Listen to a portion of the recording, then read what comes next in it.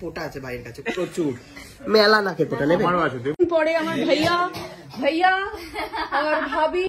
তো শুটিং শেষ করে আমি আবার চলে এসেছি এই বাড়িতে।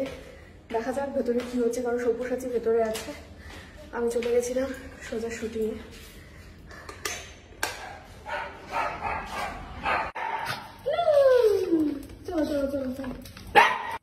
তো এসে গেছি এখানে, কিন্তু অনেকদিন পরে আমার ভাইয়া আর ভাবি। কোথা থেকে এলে? বাড়ি থেকে। হ্যাঁ, অনেকে খুব বাংলা শিখেছে। বাংলা পড়ে দে, বাংলা। তোর ওদের কি দেখতে হলো? একটা দেওর যে তোকে জামাই ষষ্ঠী করলো, বাবা ষষ্ঠী করলো, তারপরে শরীরটা খারাপ। তোর শরীর কখন খারাপ হলো? জানিসই তো না। তো কি করে জানবো? আমি তো শুটিং এ ছিলাম, ওখান থেকে চলে গেলাম ডিরেক্ট। কখন শরীর খারাপ হয়েছে?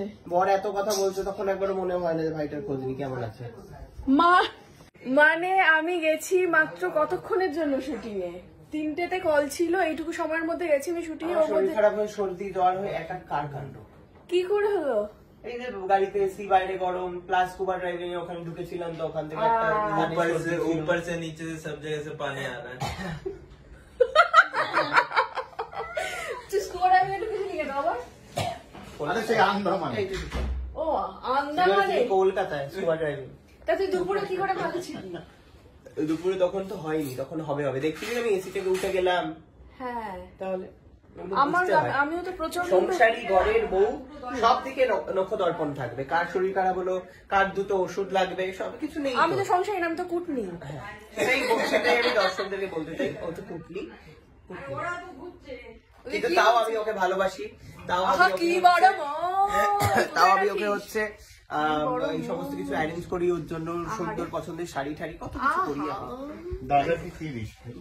দাদা তো আমার থাকবে, আমি জানি। দাদা তো আমারই। কিছু একটা দে আজকে। নাকের পোটা আছে ভাইয়ের কাছে প্রচুর, মেলা নাকের পোটা নেবে। আমার কাছে দেবো।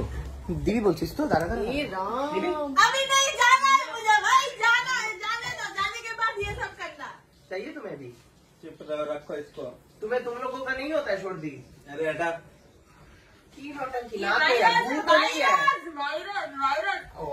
হ্যাঁ, ভাইরাস ছড়াস না। তো যাই হোক, তো कुछ বাংলা बताओ। बांग्ला नहीं बताना चाहता मैं, बताऊं क्या बताना? अरे ब्लॉग नहीं दो, बांग्ला नहीं। जिनको नहीं पता, ये चाय की बोदी है। अरे हमारे वाले जो नहीं जानते, মানে तो मैं হিন্দিতে যারা কথা বলে তারা যারা জানে না। अभी मैंने एक चीज नोटिस किया, जैसे ही वो